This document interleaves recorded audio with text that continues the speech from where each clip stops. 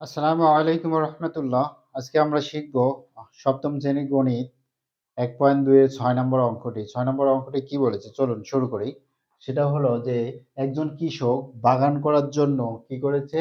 ৫৯৫ টি চারাগাছ কিনেছে। কয়টি চারাগাছ কিনেছে? ৫৯৫ টি এবং প্রত্যেকটি চারাগাছের মূল্য কত টাকা? ১২ টাকা।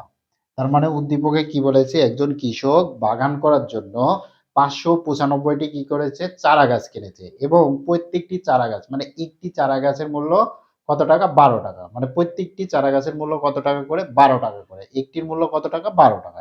৫৯৫ টির মূল্য কত টাকা? ৫০০ গুণন ১২ টাকা। তাহলে সর্বমোট যখন আমরা বের করব তখন। আচ্ছা, এটা আমাদের গেল হলো উদ্দীপকটা আমরা বুঝলাম। এবার ক নাম্বার প্রশ্নে কি বলেছে দেখুন ১.২ মানে ১.২ বা ১.২ সংখ্যাটি মূলদ সংখ্যা কিনা যাচাই করো। এই সংখ্যাটি কি মূলদ সংখ্যা? যদি বলো হ্যাঁ, তাহলে সেটা কি করতে হবে? যাচাই করতে হবে। এখন মূলদ সংখ্যা কাকে বলে? দেখুন মূলদ সংখ্যা হলো যে সংখ্যাকে p/q আকারে প্রকাশ করা যায়। কাকে? p/q আকারে প্রকাশ করা যায় এবং q কি হবে? not is equal to 0 তার মানে হলো q কি হতে পারবে না? শূন্য হতে পারবে না। এখানে দেখুন ১.২ কি মূলদ সংখ্যা? অবশ্যই মূলদ সংখ্যা। কেন মূলদ সংখ্যা? সেটা চলুন আমরা বের করি। আমরা কি লিখব? যে ১.২ কি সংখ্যা? মূলদ সংখ্যা। কি সংখ্যা? মূলদ সংখ্যা। আমরা লিখলাম ১ মূলদ সংখ্যা। কারণ এখানে কত দেখুন, এখানে আমাদের ১.২ আমাদের কত? এটা মানে কি? এই দশমিকের জন্য আমরা কত লিখি? ১ এবং দশমিকের পরে যে কয়টি সংখ্যা থাকে সেই কয়টি কি দিই? আমরা শূন্য দিই। উপরে কত আছে? আমরা ১২ লিখলাম। যখন আমরা এভাবে লিখি তখন আর কি থাকে না? দশমিক থাকে না। এই দশমিকের জন্য ১ লিখেছি এবং দশমিকের পরে যে কয়টি সংখ্যা ছিল সেই কয়টি আমরা 0 দিয়েছি। এবার এখানে কাটাকাটি করেন। ১২ কে ২ দ্বারা কাটলে কত হবে? ৬ এবং ১০ কে ২ দ্বারা কাটলে কত হবে? ৫। তাহলে উপরে হলো ৬ নিচে হলো ৫। দেখুন তো আমরা এই p/q আকারে প্রকাশ করতে পেরেছি কি? হ্যাঁ, আমরা p/q আকারে প্রকাশ করতে পেরেছি। ৬/৫ বের করতে পেরেছি এবং নিচে আমাদের কি আসেনি? শূন্য আসে। সেই কারণে এটা কত? মূলদ সংখ্যা। সুতরাং আমরা কি লিখতে পারি? সুতরাং এই ১.২ কি সংখ্যা? মূলদ সংখ্যা। মূলদ সংখ্যা কি করা হলো? যাচাই করা হলো। আমাদের কি করতে বলেছে? যাচাই করতে হবে। যাচাই করা হলো। আশা করছি বুঝতে পেরেছেন। এবার আমাদের খ নাম্বার প্রশ্নে কি বলেছে? যে বাগান করার জন্য বাগান লাগানোর পরে আমাদের কয়টি অবশিষ্ট থাকবে? তার মানে বাগান করার জন্য কিভাবে বাগান করতে হবে? এখানে দেখুন লেখা আছে যে প্রত্যেক সারিতে বাগানে প্রত্যেক সারিতে সমান সংখ্যক গাছ লাগানোর পর সমান সংখ্যক গাছ লাগানোর পর তার মানে হলো দেখুন আমরা যদি ৩টি সারি লিখি এভাবে ৩টি এভাবে কি লিখলাম? সারি বা কলাম আমরা লিখলাম এখানে একটা, এখানে একটা, এখানে একটা, ২টা, ৩টা, ৪টা, ৫টা আমরা এইভাবে সারিতে লাগালাম। মানে এদিকেও ৩টা ওদিকেও ৩টা ভাবে আমরা লাগালাম। এখন বলছে এইখানে মোট গাছ ছিল কয়টি? ১০ টি। ধরে নেন ১০ টি গাছ ছিল।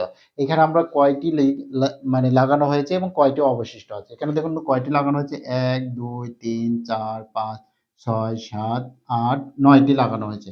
তার মানে ১০ টি ছিল আমাদের ৯ টি লাগানো হয়েছে। আমাদের কয়টি অবশিষ্ট আছে? ১ টি অবশিষ্ট আছে। সেটা আমাদের বের করতে বলেছে যে কয়টি চারাগাছ অবশিষ্ট আছে সেটা আমাদের বের করতে বলেছে। এখানে প্রত্যেক চারাগাছের সংখ্যা কতটি ছিল? চারাগাছের সংখ্যা ছিল ৫৯৫ টি। এই ৫৯৫ টি আমরা বের করতে হলে কি বের করি? বর্গমূল বের করি না? তাহলে চলুন আমরা শুরু করি। এটা কত নম্বর? খ নম্বর অঙ্ক। আমরা বর্গমূল নির্ণয় করব। ৫, ৯, ৫ এটা তো আমরা লিখব। এখানে লিখলে ভালো হয়। এখানে আমরা কি করছি? এখানে বর্গমূল নির্ণয় করছি। আমরা কি করছি? বর্গমূল নির্ণয় করছি। এখানে। আচ্ছা। এবার বর্গমূল নির্ণয় করার জন্য আমরা জানি যে জোড়া, জোড়া ভাবে দাগ দিতে হয়। আমরা দিলাম দাগ। এইখানে যাকে লিখব তার বর্গ নির্ণয় অথবা আপনারা কি করতে পারেন? ক্যালকুলেটরে করতে পারেন। সেটা দেখবেন দশমিক আসবে। তো দশমিকের আগের যে সংখ্যাগুলো হবে সেটা আগে বের করতে হবে। দেখুন এইখানে যাকে নেব তার বর্গ নেব। এখানে ২ আমরা নিতে পারছি। এখানে ২ কে নিলে কত হচ্ছে? ৪ হচ্ছে। এখানে কত নিতে পারছি আমরা? ২ নিতে পারছি। ২ নিলে কত হবে? ৪ হবে। এবার ৫ থেকে ৪ বিয়োগ দিলে ১ হবে। আর পরে আমরা কি করব? জোড়া সহ নামাতে হবে। আমরা একটা নামাতে পারব না। এটা আমরা জানি। আচ্ছা, এবার দেখুন এইখানে যে ছিল, এইখানে কত ছিল? ২ ছিল। এই ২ কে ২ দ্বারা গুণ করতে হবে। এক কথায় এখানে যাকে যে সংখ্যায় থাকবে তাকে আমরা কত দ্বারা গুণ করব? 2 দ্বারা, 2 কে 2 দ্বারা গুণ করলে কত হবে? 4 হবে। এবার এইখানে যে সংখ্যাকে বসাবো এইখানেও সেম সেই সংখ্যাকে বসাবো। এখানে আমরা কত বসালাম? 4 বসালাম। এখানেও 4 বসালাম। যদি 4 বসাই 4 দ্বারা 4 কে গুণ করলে কত হবে? 4 আর 4 কত? 16, হাতে আমার কত? 1, 4 দ্বারা আবার 4 কে গুণ করলে 16 আর 1 এ কত আমাদের? 17, আমরা 17 লিখলাম। এবার বিয়োগ করলে কত হবে? উপরে 5, তার মানে কত ধরতে হবে? 15, 15 থেকে 6 বাদ দিলে 9 আর নিচে 7 আর 1 এ 8, 1। তো এইখানে আমাদের কত অবশিষ্ট থাকলো? 19 অবশিষ্ট থাকলো। সেটাই আমরা লিখবো যে বর্গমূল নির্ণয় করার পরে আমরা কত দেখলাম যে আমরা 19 অবশিষ্ট থাকলো। সেই কতটুকু লিখবো যে বাগানে প্রত্যেক সারিতে সমান সংখ্যক চারাগাছ লাগানোর পর 19টি চারাগাছ কি থাকবে? অবশিষ্ট থাকবে। সেটা আমরা লিখবো। চলুন আমরা লিখি।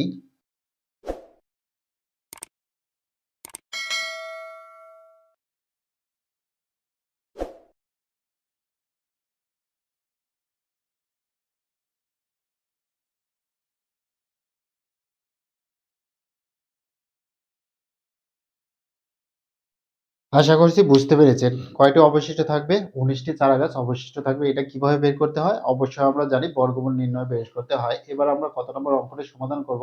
এবার আমরা গ নাম্বার অঙ্কটি সমাধান করব। এখন দেখুন গ নাম্বারে কি বলেছে? গ নাম্বারে বলেছে যে খরচের সংখ্যা। এখানে আমাদের খরচের সংখ্যা আমরা কিভাবে বের করব?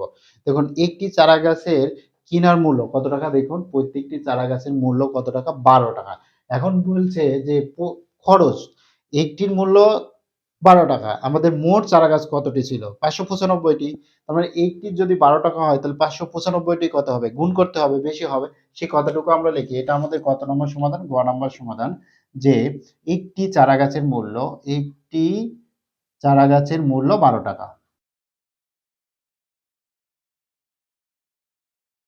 একটি চারাগাছের মূল্য যদি 12 টাকা হয় তাহলে 595 টি চারাগাছের মূল্য আমাদের কত হবে? 12 গুণন 595। এটা আমাদের টাকা। এই টাকাটা গুণ করলে আমাদের কত আসছে দেখুন তো? কত? এই 12 গুণন 595 কত আসলো? 7140। আশা করছি বুঝতে পেরেছেন। এটা আমরা বের করলাম। এই টাকাটা আমাদের খরচের টাকা। এখন এই টাকাটা আমাদের কি হলো? খরচ হলো। প্রশ্নে বলেছে খরচের টাকার সংখ্যা ও চারাগাছের সংখ্যা বিয়োগফল। চারাগাছের সংখ্যা কতটি? 595 টি। খরচ কত? 7140 টাকা। এখন বলছে এর বিয়োগফল কত? তো সুতরাং বিয়োগফল কত থেকে বিয়োগ করেছে? খরচের। খরচ কত? 7140 টাকা থেকে বিয়োগ করতে কত হবে? চারাগাছের সংখ্যা। চারাগাছের সংখ্যা কত হচ্ছিল? 595 টি। এটা আমরা বিয়োগ করলে কত হচ্ছে দেখুন তো? এটার থেকে আমরা কত বিয়োগ করব? ৫ 595 595 যদি আমরা বিয়োগ করি আমাদের কত হচ্ছে? ৬৫৪৫ টাকা। এখন এই টাকার সাথে কত যোগ করলে কোন ক্ষুদ্রতম সংখ্যা যোগ করলে যোগফল কি হবে? একটি পূর্ণবর্গ সংখ্যা হবে। এবার আমরা সেটা করব। আমরা জানি কোনো ক্ষুদ্রতম সংখ্যার সাথে যোগ করলে বা বিয়োগ করলে লেখা থাকলে কি করি আমরা? ভাগ প্রক্রিয়ায় বর্গমূল নির্ণয় করি। ভাগ প্রক্রিয়ায় বর্গমূল নির্ণয় করার সময় আমরা দেখি যে নিচে কিছু অবশিষ্ট থাকছে, ভাগ যাচ্ছে না, বর্গমূল হচ্ছে না, কিছু অবশিষ্ট থাকছে। সেই বর্গমূলের সাথে আমরা ১ যোগ করি। যদি যোগ করতে বলে তাহলে কি করি আমরা? যেহেতু এখানে বলেছে যোগ করলে তাহলে ১ যোগ করি। ১ যোগ করে সেটার বর্গ নির্ণয় করি। সেটাই চলুন শুরু করি যে এত অবশিষ্ট থাকলো। এটার আমরা বর্গমূল আগে নির্ণয় করি। এটা আমরা বর্গমূল নির্ণয় করব কিভাবে? অবশ্যই আমরা জানি ভাগ প্রক্রিয়া বর্গমূল নির্ণয় করতে হয়। তাহলে ৬৫৫৪ আমরা ৪৫ আমরা লিখলাম। এবার কি করব? জোড়া, জোড়া ভাবে দাগ দিলাম। এখানে যাকে লিখব এখানেও তাকে লিখব। এখানে ৮ লিখলাম। ৮ কে বর্গ করলে কত হবে? ৮ আর ৮ ৬৪ উপরে আছে আমাদের কত? ৬৫। ৬৫ থেকে ১ বিয়োগ করলে ৬৫ থেকে ৬৪ বিয়োগ করলে কত থাকবে? ১ থাকবে। এবার আমরা কি করি? পরের জোড়া আমরা এখানে লিখি। পরের জোড়া আমরা লিখলাম। এবার এখানে যে থাকে তাকে আমরা ২ দ্বারা গুণ করি। ৮ কে ২ দ্বারা গুণ করলে কত হবে? ১৬ হবে। এবার এইখানেও যাকে বসাবো এইখানে আমি তাকেই বসাবো। যদি আমি এখানে ১ নিই, এখানেও আমি ১ নিতে হবে। এখানে কত হবে? ১৬১। আমার আছে কত? ১৪৫। তাহলে কি আমি ১ নিতে পারবো? দেখুন এইখানে কত হবে? ১ যদি নিই এখানে তাহলে হবে ১৬১। আমিও এখানে তো ৬১ বসাতে হবে। ১৬১ বসালে আমাদের কত হবে? হবে কি? এখানে নিচে ১৬১ উপরে হলো কত? আমাদের ১৪৫। তার মানে এটা ১ বসাতে পারবো না। ১ এর নিচে কত আছে? ০ আছে। আমরা ০ বসালাম। ০ দ্বারা আমরা যদি গুণ করি তাহলে আমাদের এতে কত হবে? ০ হবে। ০ দ্বারা গুণ করলে সবকিছু ০ হয় আমরা জানি। 145 শূন্য থেকে 145 বিয়োগ করলে আমাদের কত হবে? 145 হবে। আমরা দেখতে পাচ্ছি যে এইখানে আমাদের কত হলো? 145 অবশিষ্ট থাকলো। তার মানে 6554 এটা একটি পূর্ণবর্গ সংখ্যা নয়। সেটা আমরা লিখব যে এখানে বর্গমূল নির্ণয় করার সময় কি করতে হবে? 145 অবশিষ্ট আছে। সেই কথাটুকু আগে লিখে নিই। এখানে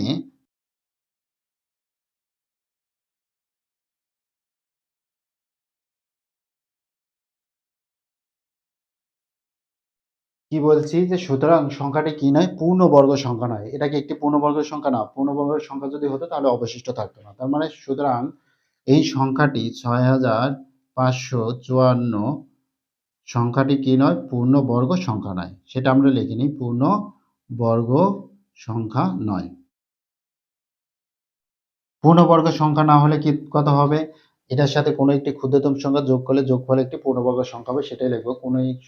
কোনো একটি ক্ষুদ্রতম সংখ্যা যোগ করলে যোগফল একটি কি হবে? পূর্ণবর্গ সংখ্যা, সেটা লিখব। কোনো একটি, সুতরাং সংখ্যাটির সাথে কোনো একটি ক্ষুদ্রতম সংখ্যা, সেই কথাটুকু আমরা লিখব। সুতরাং সংখ্যাটির সাথে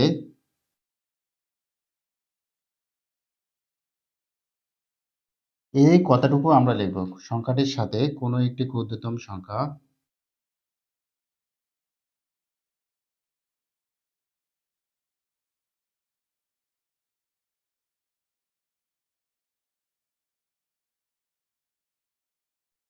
কোনো একটি ক্ষুদ্রতম সংখ্যা যোগ করলে, তার মানে এটার সাথে আমাকে ১ যোগ করতে হবে।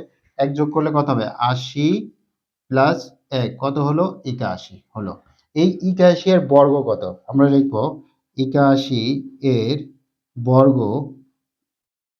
তাহলে ৮১ গুণন ৮১ আমাদের কত হবে? ৬৫৬১। যদি আমরা ৮১ আর ৮১ গুণ করে কত হবে? ৬৫৬১। এটা হলো। এবার আমরা কি করি?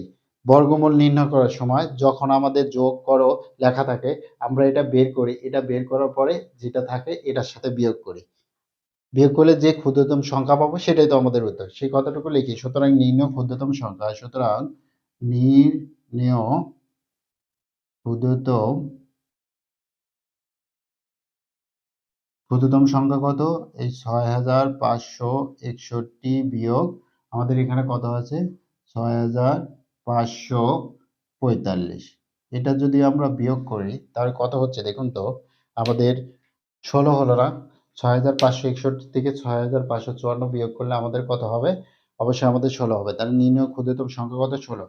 এটা হলো আমাদের যোগ করলে বা বিয়োগ করলে কথাটি লেখা থাকলে আমাদের এইভাবে করতে হবে। একটু মনে রাখতে হবে। দেখুন আমাদের ১ম এ কি বলেছে? খরচের টাকার সংখ্যার সাথে চারা গাছের সংখ্যা বিয়োগ করতে হবে। খরচ কত? একটি চারা গাছের মূল্য ৳১২। আমাদের চারা গাছ কয়টা ছিল? ৫৯৫ টি। তাহলে ৫৯৫ টি চারা গাছের সংখ্যা, খরচটা আমাদের বের করতে হবে। আমরা খরচ বের করলাম। দেখুন একটি চারা গাছের সংখ্যা ৳১২, ৫৯৫ টি চারা গাছের সংখ্যা কত? ৳৭,১৪০।